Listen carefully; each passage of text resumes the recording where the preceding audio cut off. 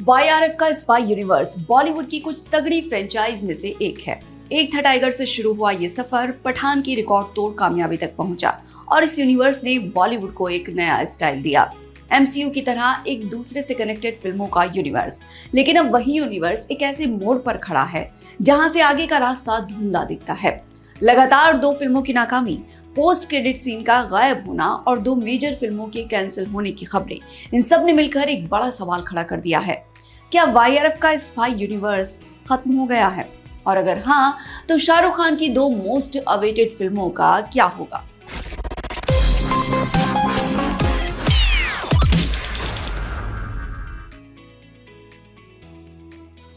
पिछले साल 15 अगस्त को रिलीज हुई वॉर 2 से वाईआरएफ स्पाई यूनिवर्स को बहुत उम्मीदें थी। ऋतिक रोशन की वापसी, जूनियर एनटीआर का बॉलीवुड डेब्यू, कियारा आडवाणी की मौजूदगी और अयान मुखर्जी का डायरेक्शन, सब कुछ एक ब्लॉकबस्टर की तरफ इशारा कर रहा था। लेकिन वॉर 2 स्पाई यूनिवर्स की पहली फ्लॉप फिल्म बनी और ये बात पूरी इंडस्ट्री के लिए वेकअप कॉल साबित हुई। 325 करोड़ के बजट के मुकाबले फिल्म ने सिर्फ 75% की रिकवरी की और वाईआरएफ को करीब 80 करोड़ का घाटा उठाना पड़ा। मिक्स्ड रिव्यूज और औसत वर्ड ऑफ माउथ की वजह से फिल्म का कलेक्शन दिन ब दिन गिरता चला गया। ऋतिक और जूनियर एनटीआर की स्टार पावर के बावजूद ये फिल्म पहली वॉर के 318 करोड़ के वर्ल्ड वाइड कनेक्शन को भी पार नहीं कर पाई। दर्शकों ने साफ कहा कि फॉर्मूला थका हुआ लग रहा है, कहानी पुरानी है और स्पाई यूनिवर्स का जादू फीका पड़ चुका है। टाइगर 3 के बाद वॉर 2 ने उस सैचुरेशन को और गहरा कर दिया जो दर्शक इस यूनिवर्स के प्रति महसूस करने लगे थे। इसके अलावा फिल्म के प्रोमो और गानों में भी वो एक्स फैक्टर नहीं था जो पहले की फिल्मों में था।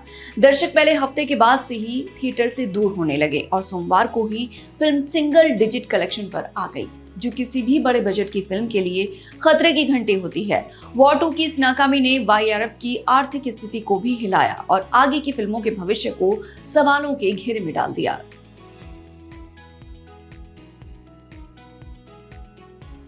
वॉर 2 की नाकामी के बाद वाईआरएफ ने अल्फा पर दांव लगाया। शिव रावेल के डायरेक्शन में बनी ये फिल्म यूनिवर्स की पहली फीमेल लीड एंट्री थी। आलिया भट्ट और शर्वरी वाघ दोनों सुपर एजेंट के रोल में दिखाई दी। अनिल कपूर और बॉबी देओल जैसे सीनियर एक्टर्स की मौजूदगी से फिल्म से बड़ी उम्मीदें थी। 3 जुलाई को रिलीज हुई अल्फा को उस फिल्म के तौर पर देखा जा रहा था जो स्पाई यूनिवर्स को फिर से जिंदा करेगी, लेकिन अल्फा ने वाईआरएफ स्पाई यूनिवर्स के इतिहास में सबसे कम ओपनिंग दर्ज की और मिक्स्ड रिव्यूज के साथ बॉक्स ऑफिस पर पस्त हो गई। 100 से 130 करोड़ के रिपोर्टेड प्रोडक्शन कॉस्ट के मुकाबले फिल्म ने अपने दूसरे हफ्ते तक सिर्फ 56% बजट रिकवर किया और फ्लॉप करार दी गई। फिल्म के रिव्यू भी खराब आए। एक रिव्यू ने कहा कि वॉर 2 की नाकामी से कोई सबक नहीं लिया गया। अल्फा उसी फॉर्मूले को दोहराती है, किरदार कमजोर हैं और स्क्रीन प्ले बिखरा हुआ है।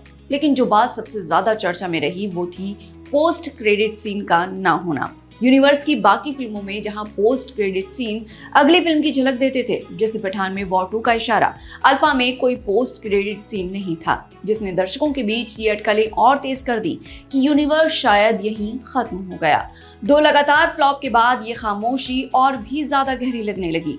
ये भी गौरतलब है कि अल्फा में ऋतिक रोशन, शाहरुख खान या सलमान खान का कोई कैमियो नहीं था, जबकि रिलीज से पहले इन सब के नाम लगातार अटकलों में थे।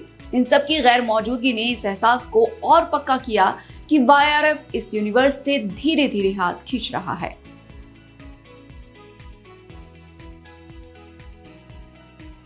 वाईआरएफ का ये स्पाई यूनिवर्स एक था टाइगर से शुरू हुआ था। पहली 3 फिल्में, एक था टाइगर, टाइगर जिंदा है और वॉर, स्टैंड अलोन फिल्मों के तौर पर रिलीज हुई। लेकिन पठान की जबरदस्त कामयाबी के बाद आदित्य चोपड़ा ने इन्हें एक कनेक्टेड यूनिवर्स के रूप में सामने रखा। पठान की कामयाबी ने एमसीयू स्टाइल क्रॉसओवर की उम्मीदें जगाईं। टाइगर 3 में पठान की एंट्री और उसके पोस्ट क्रेडिट सीन में वॉर 2 का इशारा, सब कुछ एक बड़े प्लान की तरफ इशारा कर रहा था। अब तक इस यूनिवर्स की 7 फिल्में आ चुकी हैं। एक था टाइगर, टाइगर जिंदा है, वॉर, पठान, टाइगर 3, वॉर 2 और अल्फा। इनके अलावा जो फिल्में आनी थी उनमें Pathaan 2, Tiger versus Pathaan, Tiger 4, Agent Vikram और विक्की कौशल की स्टैंड अलोन स्पाई फिल्म शामिल थी। लेकिन लगातार 2 फ्लॉप के बाद खबर आई कि आदित्य चोपड़ा इस यूनिवर्स को एक नई दिशा देने की सोच में हैं। उनकी चिंता है कि ये फ्रेंचाइज दोहराव भरी होती जा रही है। अब वाईआरएफ का इंटरेस्ट स्पाई यूनिवर्स से हटकर धूम 4 की तरफ शिफ्ट हो रहा है। ये शिफ्ट बताता है कि स्टूडियो स्पाई यूनिवर्स को अभी प्रायोरिटी नहीं देना चाहता।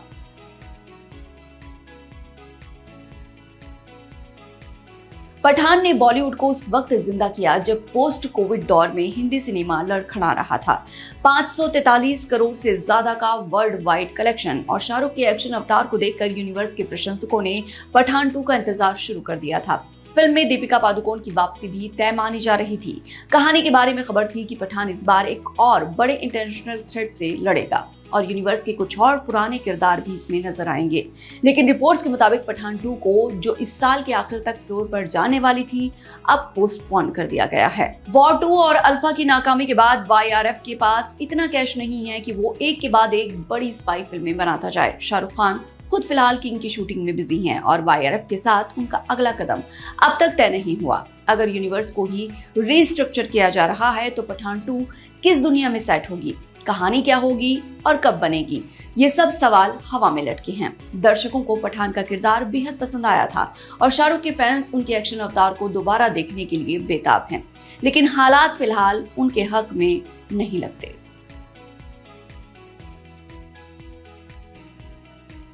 अगर पठान 2 का भविष्य अधर में है तो टाइगर वर्सेस पठान की कहानी और भी दर्दनाक है। ये वो फिल्म थी जिसके लिए पूरे बॉलीवुड फैंस ने पठान की रिलीज के बाद से इंतजार शुरू किया था। शाहरुख खान और सलमान खान करण अर्जुन के बाद पहली बार एक पूरी फिल्म में आमने सामने होते। पठान में सलमान का कैमियो इतना पसंद किया गया कि लोग उसी पल से एक पूरी फिल्म का सपना देखने लगे थे। लेकिन टाइगर वर्सेस पठान को डिब्बे में बंद कर दिया गया है। इंडस्ट्री सूत्रों के मुताबिक इसकी मेन वजह बढ़ता बजट और दोनों स्टार्स की भारी भरकम फीस है। YRF को शाहरुख और सलमान को अलग अलग 100 करोड़ से ज्यादा देने पड़ते, जो वॉर 2 और अल्फा की नाकामी के बाद स्टूडियोज के लिए नामुमकिन हो गया। एक इनसाइडर ने कहा कि अगर दोनों खान डिस्काउंट पर राजी हो जाते तो टाइगर वर्सेस पठान मुमकिन थी, लेकिन बजट और स्टार फीस की वजह से स्पाई यूनिवर्स एक दीवार से टकरा गया है। फिल्म की कहानी के बारे में अभी कोई ऑफिशियल अनाउंसमेंट नहीं की गई है, लेकिन अटकलें थी कि दोनों किरदार पहले एक दूसरे के खिलाफ होंगे और फिर एक साझे दुश्मन के सामने एकजुट होंगे। हालांकि कुछ रिपोर्ट्स कहती हैं कि शेल्विंग परमानेंट नहीं है, लेकिन जिस रफ्तार से हालात बदल रहे हैं उसमें ये फिल्म कब और कैसे बनेगी कोई नहीं जानता।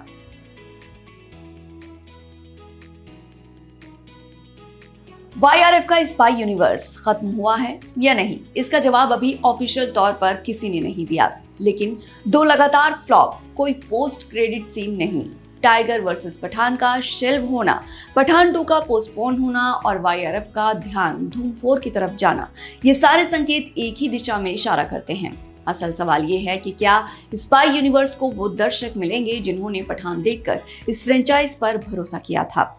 उस वक्त जो जोश था, जो उत्साह था, जो उम्मीदें थी, क्या उन्हें फिर से जगाया जा सकता है? धूम फ्रेंचाइज की तरफ झुकाव बताता है कि YRF खुद जानता है कि स्पाई यूनिवर्स को अभी आराम की जरूरत है। वो सपना जो पठान ने दिखाया था, जहां शाहरुख, सलमान, ऋतिक सब एक यूनिवर्स में हैं, अभी के लिए तो रुक गया है। शायद आदित्य चोपड़ा इसे नई रोशनी में फिर से शुरू करें, शायद ना करें, लेकिन अभी के लिए शाहरुख के फैंस के लिए एक ही उम्मीद बची है, किंग। स्पाई यूनिवर्स में उनकी वापसी कब होगी ये देखना अभी बाकी है। आज के एपिसोड में इतना ही। ये एपिसोड आपको कैसा लगा जरूर बताइए और देखते रहिए हम बोले तो।